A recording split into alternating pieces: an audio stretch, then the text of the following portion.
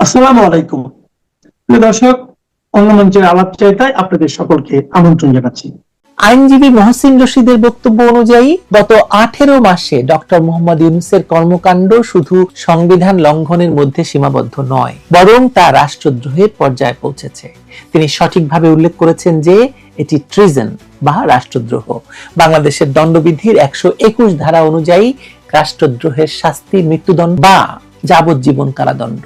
এখন প্রশ্ন হচ্ছে, ইউনূসের বিচার কবে হবে? যদিও শোনা যাচ্ছে যে তারেক রহমান তাকে রাষ্ট্রপতি নিয়োগ করতে পারেন, কিন্তু জনগণের চাপ এবং আইনি প্রক্রিয়ার কারণে এই মামলা এড়ানো সম্ভব নয়। ইউনূসের বিরুদ্ধে শুধু রাষ্ট্রদ্রোহের অভিযোগ নয়, বরং অবৈধ চুক্তি, সম্পদ আত্মসাৎ, মব লেলিয়ে দিয়ে হত্যাকাণ্ড এবং দেশের স্বার্থ বিপন্ন করার মতো অসংখ্য অভিযোগ রয়েছে। মামলা তো একদিন হবেই, তা মহসিন রশিদ করুন কিংবা অন্য যে কেউই করুন না কেন।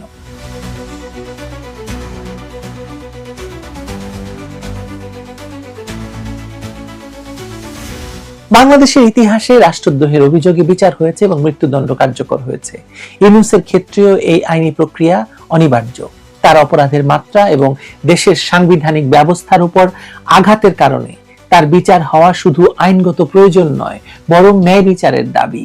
রাষ্ট্রপতি যখন বলেছেন যে এখনো সব কথা তিনি বলতে পারেননি, তখন বোঝা যায় যে আরো গুরুতর তথ্য রয়েছে যা প্রকাশ পেলে ইউনূসের অপরাধের পূর্ণাঙ্গ চিত্র পাওয়া যাবে। কিন্তু এতটুকু তথ্যই তার বিরুদ্ধে রাষ্ট্রদ্রোহের মামলার জন্য যথেষ্ট। এই মামলা শুধু সময়ের ব্যাপার।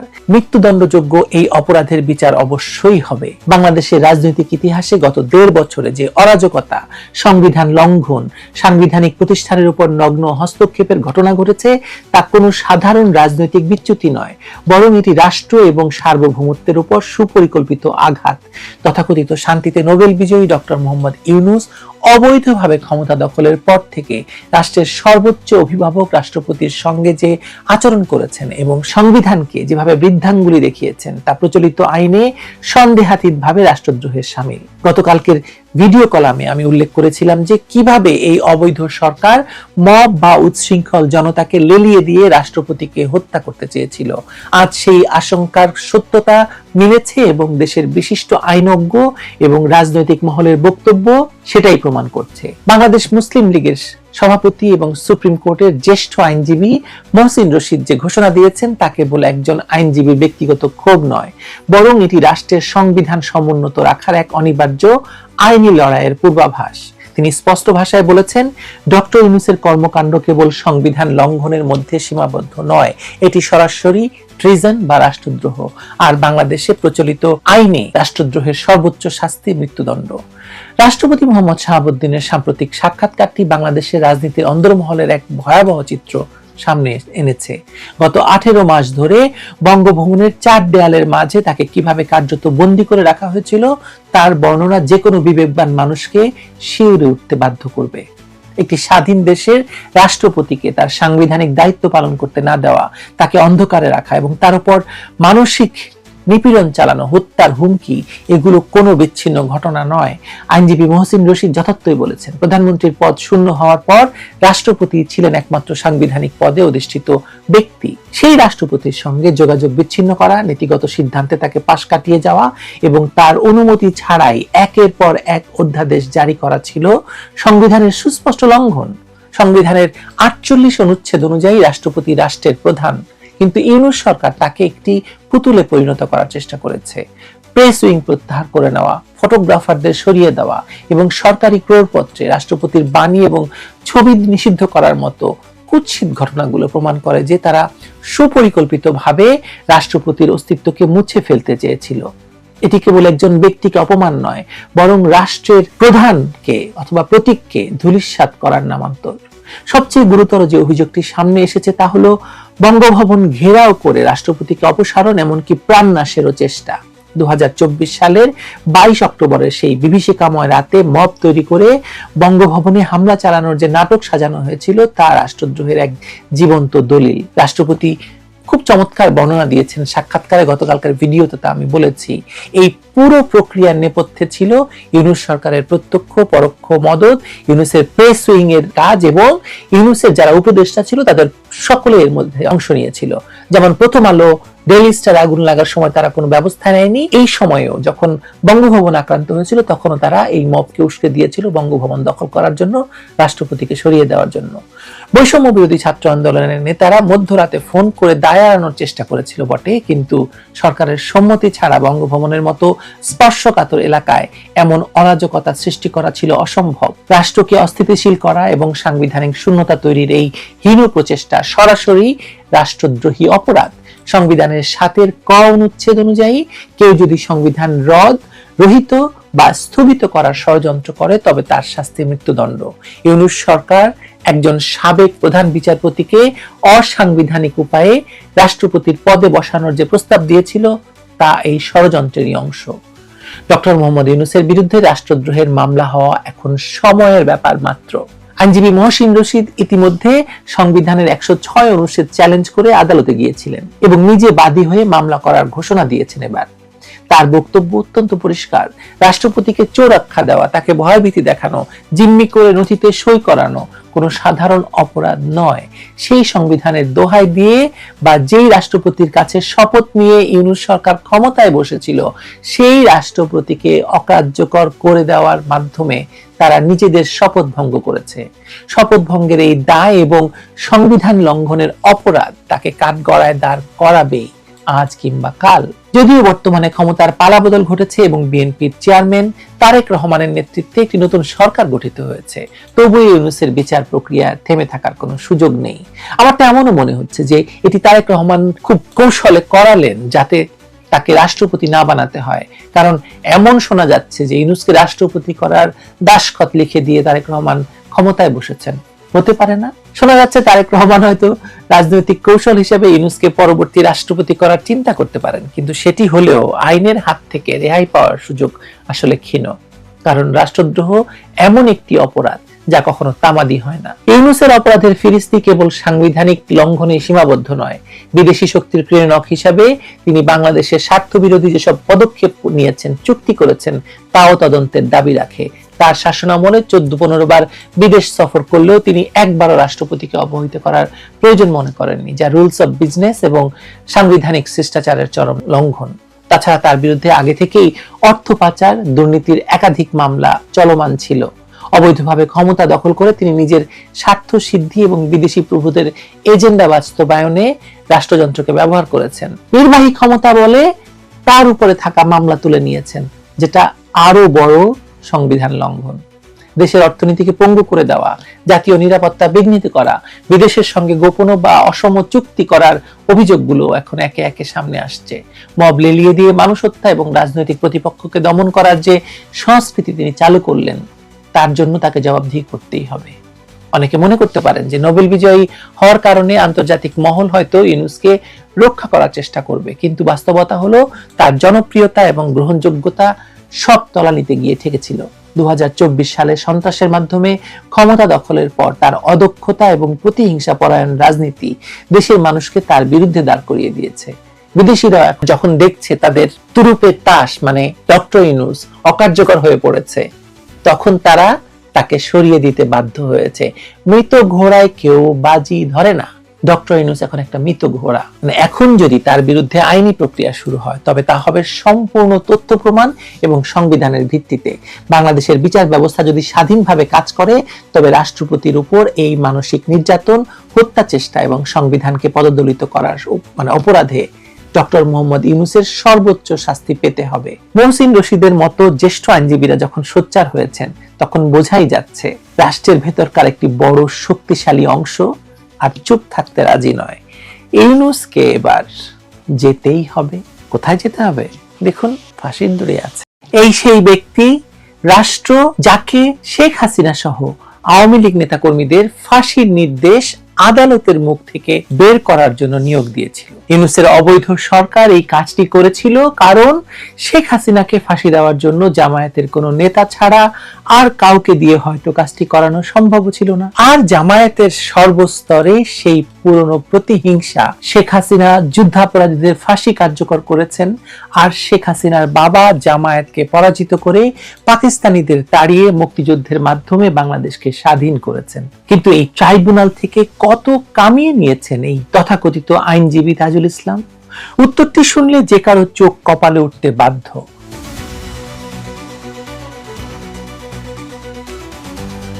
একাধিক সূত্র এবং খোদ প্রসিকিউশন টিমের ভেতরে অসন্তোষ থেকে যে তথ্য বেরিয়ে আসছে তাতে দেখা যাচ্ছে যে শেখ হাসিনার বিরুদ্ধে কথিত ফাঁসির রায় নিশ্চিত করার পাশাপাশি তাজুল ইসলাম এবং তার সিন্ডিকেট হাজার হাজার কোটি টাকার উপরে অবৈধ বাণিজ্য করেছেন। তথাকথিত বিপ্লব এবং সংস্কারের নামে গঠিত বিচারিক মঞ্চটি মূলত পরিণত হয়েছিল একটি পুরোদস্তুর ব্যবসা প্রতিষ্ঠানে, যেখানে বিচার বিক্রি হয়েছে চড়া দামে। আন্তর্জাতিক অপরাধ ট্রাইব্যুনালের চিফ প্রসিকিউটর তাজুল ইসলামের অপসারণ এবং তার বিরুদ্ধে ওঠা দুর্নীতির ভয়াবহ অভিযোগগুলো বাংলাদেশের বিচারিক ইতিহাসের এক কলঙ্কজনক অধ্যায় হিসেবে চিহ্নিত হয়ে থাকবে।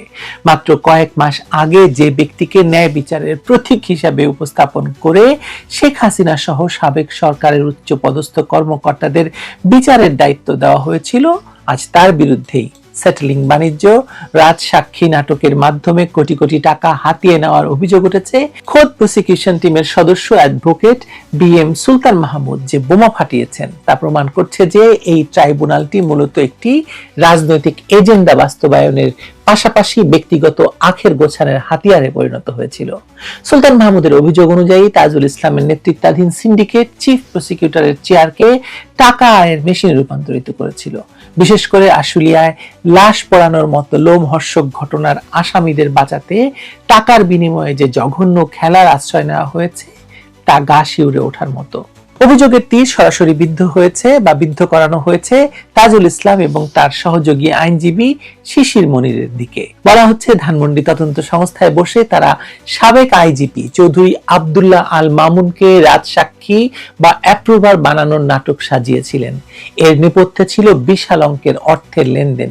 একজন সাবেক পুলিশ প্রধান যার বিরুদ্ধে হত্যা এবং গণহত্যার গুরুতর অভিযোগ রয়েছে, তাকে বিচারের কাঠগড়ায় দাঁড় করানোর পরিবর্তে রাজসাক্ষী বানিয়ে লঘুদণ্ড বা দায় মুক্তি দেওয়ার এই প্রক্রিয়া কি শুধু আইনি কৌশল, নাকি এর পেছনে ছিল শত শত কোটি টাকার গোপন সমঝোতা?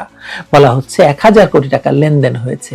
প্রসিকিউটর সুলতান মাহমুদ স্পষ্টভাবে উল্লেখ করেছেন যে আশুলিয়ার লাশ পোড়ানোর মামলার আসামি SI আফজালুল হকের স্ত্রী সন্ধ্যার সময় ভারী ব্যাগ নিয়ে প্রসিকিউটর গাজী MH তামিমের কক্ষে প্রবেশ করেছিলেন। সেই ব্যাগে কি ছিল তা বুঝতে রকেট সায়েন্টিস্ট হওয়ার প্রয়োজন নেই। পরবর্তীতে দেখা গেল সেই SI আফজালুলকে রাজসাক্ষী করা হলো এবং চূড়ান্ত রায়ে তিনি খালাস পেয়ে গেলেন। অর্থাৎ টাকার বিনিময়ে অপরাধীকে নির্দোষ সাজিয়ে ছেড়ে দেওয়া হলো। আর এই পুরো প্রক্রিয়ায় মাস্টার মাইন্ড হিসেবে কাজ করেছে তাজুল সিন্ডিকেট। তার মানে তাজুল সিন্ডিকেট যদি IGP মামুনকে দিয়ে শেখ হাসিনার বিরুদ্ধে সাক্ষী দেওয়ান, রাজসাক্ষী করান এবং সেজন্য টাকাও নিয়ে থাকেন, তাহলে এই পুরো মামলাটা তো আসলে সাজানো এবং ভয়ঙ্কর ভাবে শুধুমাত্র শেখ হাসিনাকে ফাঁসি দেওয়ার জন্য করা হয়েছিল। তাহলে এই মামলা যদি কখনো চ্যালেঞ্জ হয়, এই মামলাকে চ্যালেঞ্জ করা হবেই। এই মামলা চ্যালেঞ্জ হলে টিকবে না। তার মানে এই পুরো প্রসিকিউশন, পুরো ICT ট্রাইব্যুনাল একটা ভয়াবহ ফার্স নয়? আসলে বিষয়টি আপনি যত ভাববেন ততই আপনাকে আশ্চর্য করবে। বিষয়টি কেবল একজন পুলিশ কর্মকর্তার খালাস পাওয়ার মধ্যে সীমাবদ্ধ নয়, এটি প্রশ্নবিদ্ধ করছে শেখ হাসিনার বিরুদ্ধে দেওয়া ফাঁসির রায়কে।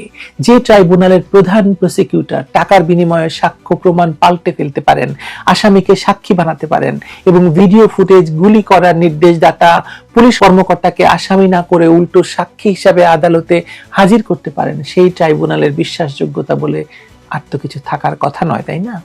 চানখারপুলের মামলায় SI আশরাফুল গুলি করার নির্দেশ দিচ্ছেন এমন ভিডিও প্রকাশ পাওয়ার পরেও তাকে আসামি না করে সাক্ষী করা হয়েছে। এর মানে পরিষ্কার তাজুল ইসলাম এবং তার সিন্ডিকেট বেছে বেছে তাদেরই টার্গেট করেছে যারা টাকা দিতে অস্বীকার করেছে, অথবা যাদের বলির পাঠা বানালে রাজনৈতিক ফায়দা লুটতে সুবিধা হবে তাদেরকে করা হয়েছে। শেখ হাসিনার ক্ষেত্রেও একই ফর্মুলা প্রয়োগ করা হয়েছে।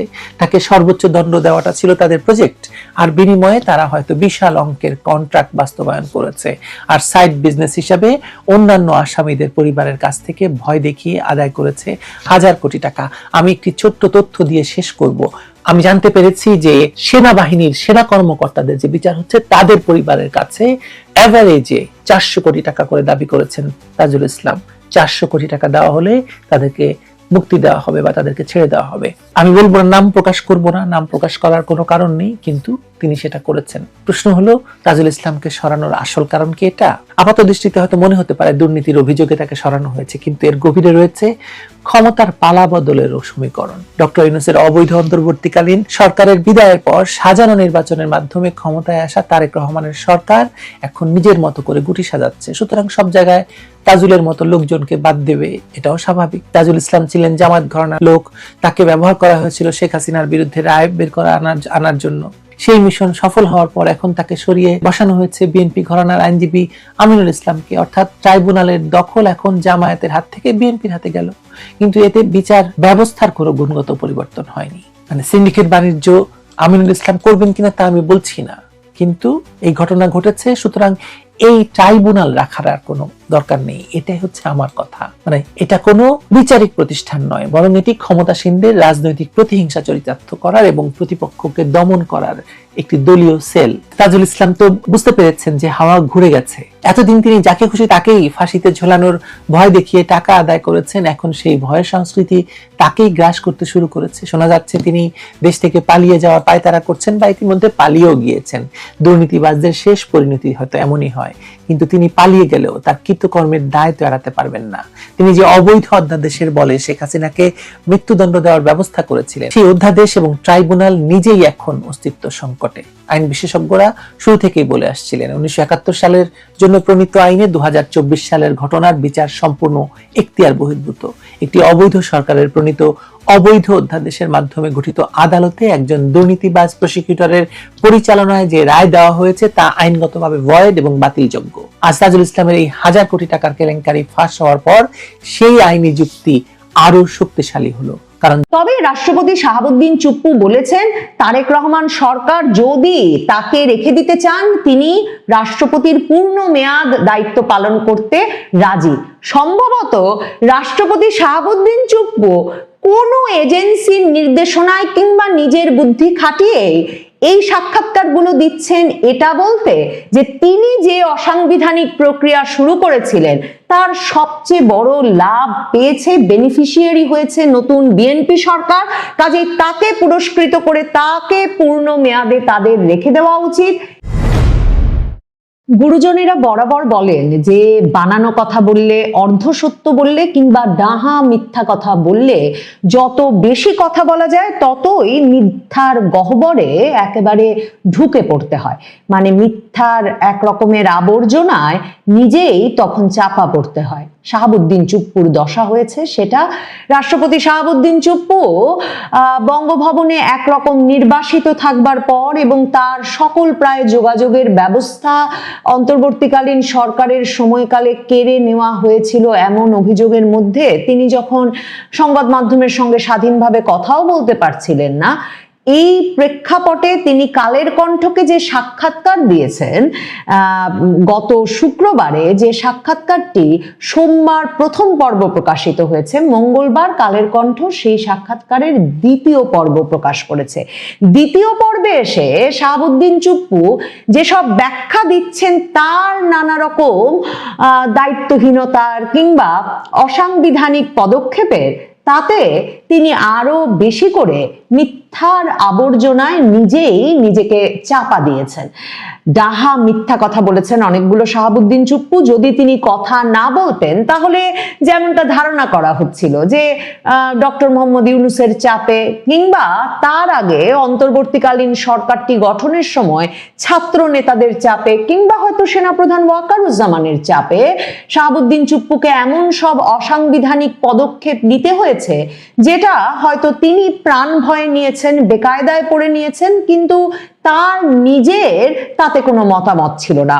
অথচ কালের কণ্ঠের এই দ্বিতীয় পর্বের সাক্ষাৎকারে শাহাবুদ্দিন চুপ্পু ব্যাখ্যা করে বলেন যে কেন 5ই আগস্ট শেখ হাসিনা সরকারের পতনের পর তিনি আর 3 বাহিনী প্রধান মিলে বসে ঠিক করলেন যে কিছুতেই জরুরি অবস্থা জারি করা যাবে না।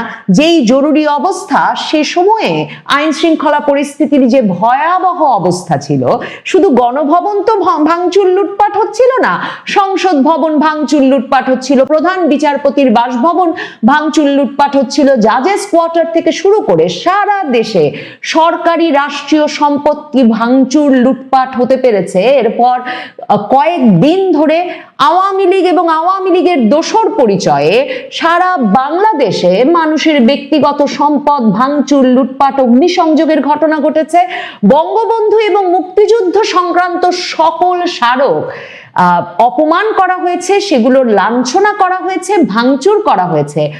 আর রাষ্ট্রপতি শাহাবুদ্দিন চুপ্পু এসে ব্যাখ্যা দিচ্ছেন যে তারা কত বড় দেশপ্রেমিকের কাজ করেছেন, যে 3 বাহিনী প্রধানের সঙ্গে তখন তিনি বসে সিদ্ধান্ত নিয়েছেন সংবিধানে যে একটা মাত্র তখন সাংবিধানিক পদক্ষেপ নেওয়ার তার সুযোগ ছিল, জরুরি অবস্থা জারি, এবং জরুরি অবস্থা জারির মাধ্যমে সারা দেশে আইন শৃঙ্খলা পরিস্থিতি নিয়ন্ত্রণে আনা, সামরিক বাহিনীর নিয়ন্ত্রণ প্রতিষ্ঠা করা, সেটা না করার যে সিদ্ধান্ত নিয়েছেন তিনি বলছেন সেটা এক অবিস্মরণীয় পদক্ষেপ তার এবং সেনাপ্রধানের দিক থেকে। আজকের সাক্ষাৎকারে, দ্বিতীয় পর্বের সাক্ষাৎকারে শাহাবুদ্দিন চুপ্পু মানে যেসব কথা বানিয়ে বানিয়ে বলেছেন তাতে তার বিরুদ্ধে রাষ্ট্রদ্রোহের মামলা হওয়ার পথ একদম পরিষ্কার হয়ে গেছে। যেহেতু তিনি কোনো ভয়ের মুখে বা চাপের মুখে ওই সিদ্ধান্তগুলো নেন নাই, তিনি এই সাক্ষাৎকারে বারবার বলেছেন তিনি ওই বৈঠকগুলোতে সভাপতির আসনে ছিলেন, কাজেই রাষ্ট্রপতি চুপ্পুকে নিশ্চিতভাবে উত্তর দিতে হবে কোন সাংবিধানিক ক্ষমতা বলে তিনি তখন জরুরি অবস্থা জারি করে সংসদ রক্ষা করলেন না, ভবন রাষ্ট্রীয় সম্পদ রক্ষা করলেন না। শুধু তাই নয়, সংবিধানের কোন বিধি অনুযায়ী রাষ্ট্রপতি সংসদ ভেঙে দিলেন। একটি নির্বাচিত সংসদ হতে পারে, সংসদ নির্বাচনটি নিয়ে আপত্তি আছে, প্রশ্ন আছে, এবং হয়তো সেই নির্বাচনের বিরুদ্ধেই এই আন্দোলন, সব মেনে নেওয়া গেল। কিন্তু সংবিধান রক্ষাই যদি শাহাবুদ্দিন চুপ্পুর মূল উদ্দেশ্য হয় তাহলে তো তিনি সংসদ ভেঙে দিতে পারেন না। দেখেন, সংবিধানের 48(3) অনুচ্ছেদ অনুযায়ী প্রধানমন্ত্রী এবং প্রধান বিচারপতি নিয়োগের ক্ষেত্র ব্যতীত আর সকল কাজ রাষ্ট্রপতিকে প্রধানমন্ত্রীর পরামর্শক্রমে করতে হবে। তাহলে এই যে রাষ্ট্রপতি চুপ্পু 5ই আগস্ট যখন শেখ হাসিনা দেশত্যাগ করলেন এবং রাষ্ট্রপতি চুপ্পু নিজে সেপ্টেম্বর মাসে মানব জমিন সম্পাদক মতিউর রহমান চৌধুরীকে সাক্ষাৎকার দিয়ে বলেছেন যে তিনি কোনো পদত্যাগপত্র পান নাই, তিনি তাহলে প্রথমেই কি করে সিদ্ধান্ত নিলেন সংসদ ভেঙে দিতে হবে? সংসদ ভেঙে দেওয়ার কোনো এখতিয়ার তো রাষ্ট্রপতি চুপ্পুকে দেওয়া হয় নাই, বরং প্রধানমন্ত্রীর পদ যদি কোনো কারণে শূন্য হয় তাহলে রাষ্ট্রপতির একদিকে যেমন দায়িত্ব ছিল যে তিনি সেনাবাহিনীকে জরুরি অবস্থা জারি করে সংসদ ভবন, এই রাষ্ট্রীয় সম্পদ মানে রক্ষার নির্দেশনা দেবেন, ঠিক তেমনি ভাবে তার দায়িত্ব ছিল আবারও সংসদ অধিবেশন আহ্বান করে এবং সংসদ সদস্যদেরকে অভয় দিয়ে যে তাদের প্রাণ ভয় নাই, মৃত্যু ভয় নাই, দেশত্যাগ করতে হবে না, দিকে দিকে পালিয়ে থাকতে হবে না, সংসদ অধিবেশন আহ্বান করে দেখা যে সংসদের সংখ্যাগরিষ্ঠ সদস্যরা অন্য কোনো ব্যক্তিকে নতুন প্রধানমন্ত্রী নিয়োগ করে কিনা। কিংবা নেপালে যেটা হয়েছে, রাষ্ট্রপতি কিন্তু সাংবিধানিক ধারাবাহিকতা রক্ষা করতে কোনোভাবেই সংসদ ভেঙে দিতে রাজি হন নাই এবং বরং সংসদের অনুমোদন নিয়ে সংসদের বাইরের একজন ব্যক্তিকে, সর্বজন গ্রাহ্য একজন ব্যক্তিকে প্রধান অন্তর্বর্তীকালীন সরকারের প্রধান নিয়োগ করেছেন এবং তারপর সংসদ ভেঙে দিয়ে নির্বাচন আহ্বান করেছেন। তাহলে রাষ্ট্রপতি চুপ্পু কোন সংবিধান রক্ষা করছিলেন যখন তিনি প্রথমে সংসদ ভেঙে দিলেন? তারপর রাষ্ট্রপতি চুপ্পু বলছেন যে রাজনৈতিক নেতৃবৃন্দকে এরপর সেনা নেতৃত্ব জড়ো করেন এবং বঙ্গভবনে নিয়ে আসেন। এটাও ডাহা মিথ্যা কথা। আমি আপনাদের সঙ্গে জিএম কাদেরের সাক্ষাৎকার প্রচার করেছি, জিএম কাদেরের সাক্ষাৎকারে স্পষ্ট উল্লেখ আছে যে 5ই আগস্ট সকালবেলা থেকেই সেনা ভবনে সেনা প্রধানের দপ্তরে তারা রাজনৈতিক নেতৃবৃন্দ বসেছিলেন যে এই সংকটকালীন পরিস্থিতিতে কি করা যেতে পারে, এবং তিনি নিজেই বলেছেন যে তিনি তখন জামায়াতে ইসলামের নেতৃবৃন্দকেও সেখানে দেখেছেন, এবং রাজনৈতিক নেতৃবৃন্দর সঙ্গে যখন সেনা প্রধানের আলোচনা হচ্ছে তখন টিভি স্ক্রলে হঠাৎ ভেসে ওঠে যে প্রধানমন্ত্রী শেখ হাসিনা দেশত্যাগ করেছেন। কাজেই সেনা প্রধানের সঙ্গে কিন্তু সকাল থেকেই রাজনৈতিক নেতৃবৃন্দের আলাপ চলছিল। কাজে এই যে ডাহা মিথ্যাটা বললেন শাহাবুদ্দিন চুপ্পু, যে তার সঙ্গে বিকাল 3টার পর ফোন করে বঙ্গভবনে এসে আলাপ করে এরপর রাজনৈতিক নেতৃবৃন্দকে জড়ো করে তিনি বঙ্গভবনে নিয়ে আসেন, এটাও একটা ডাহা মিথ্যা কথা। এবং তারপর রাষ্ট্রপতি শাহাবুদ্দিন চুপ্পু বলছেন যে যেহেতু তারা তখন আলাপ করলেন যে তত্ত্বাবধায়ক সরকার কথাটা বললে সেটা 11-11 মতো শোনায়, কাজে সে সরকার হবে না। মানে সারা দেশে আগুন জ্বলছে, ব্যাপক অনিশ্চয়তা, সংবিধান কিভাবে রক্ষিত হবে, কিভাবে জনগণের জানমালের নিরাপত্তা নিশ্চিত করা যাবে, এগুলো কিচ্ছু নিয়ে তখন শাহাবুদ্দিন চুপ্পুর চিন্তা নাই। তিনি বলছেন তিনিই সভাপতিত্ব করছেন এবং একটা কি নামের সরকার গঠিত হবে এই নিয়ে রাজনৈতিক দলের নেতৃবৃন্দের সঙ্গে আলাপ চলছে। তিনি বলেন যে তারা কথা বলেন তত্ত্বাবধায়ক হলে 11-11 মতো হয়, জাতীয় সরকার গঠিত হয়ে গেলে মানে সকল রাজনৈতিক দলের অংশগ্রহণে জাতীয় সরকার গঠিত হয়ে গেলে সেটা একটা লম্বা মেয়াদে ক্ষমতায় থাকার চেষ্টা করতে পারে, তাই তারা অন্তর্বর্তীকালীন সরকার গঠনের সিদ্ধান্ত নেন এবং রাজনৈতিক দলগুলো বেরিয়ে যায় যে তারা এ বিষয়ে আলোচনা করে সিদ্ধান্ত নিয়ে রাষ্ট্রপতিকে জানাবে। তিনি বলছেন যেহেতু সংবিধানের কাঠামোতে কোনো পরিবর্ধন পরিমার্জন করাটা শাস্তিমূলক অপরাধ এবং এই অপরাধের শাস্তি মৃত্যুদণ্ড, ওটা হবে বিদ্রোহ বা রাষ্ট্রদ্রোহের শামিল, এটা তো আমি জানি, তাই সরকার যে গঠন করতে যাচ্ছি সেটা তো সংবিধানে নেই। দেশের এই সংকটময় অবস্থায় আমি নিজে 8 তারিখে 2024 সালের 8ই আগস্ট তৎকালীন প্রধান বিচারপতির সঙ্গে কথা বলি, তার সঙ্গে পরামর্শ করি যে এই অবস্থায় কি করা যায়। সংবিধানের আর্টিকেল 106 এর বিধান মতে আপিল বিভাগের কাছে তাদের মতামত চাইলাম। তখন মানে মব জাজেস কোয়ার্টার ভাঙছে, সুপ্রিম কোর্টের সামনে বিপুল পরিমাণ ছাত্র জনতা জড়ো হয়ে থাকছে যাতে কিছুতেই আবারও তখনকার বিচারপতিরা কোনো বেঞ্চ বসাতে না পারেন, এবং 7ই আগস্ট সুপ্রিম কোর্টের রেজিস্ট্রার স্বাক্ষরিত বিবৃতির মাধ্যমে প্রধান বিচারপতি সুপ্রিম কোর্টের 2 বিভাগের সকল বেঞ্চের কার্যক্রম বন্ধ ঘোষণা করেন। তাহলে 8ই আগস্ট এই যে রাষ্ট্রপতি শাহাবুদ্দিন চুপ্পু বলছেন যে তাকে পরামর্শ দিতে আপিল বিভাগের পূর্ণ বেঞ্চ বসে, এটা তো ডাহা মিথ্যা কথা। এমনকি জামাত নেতা আইনজীবী শিশির মনির তিনি সংস্কার কমিশনের সভায় আলী রিয়াজের দরবারে বসেও বলেছেন যে যে কোনো সময় এটা নিয়ে যে কোনো পক্ষ আদালতে মামলা করতে পারে, কারণ ওই দিন ওই সময় কোনো বেঞ্চ বসে নাই আপিল বিভাগে।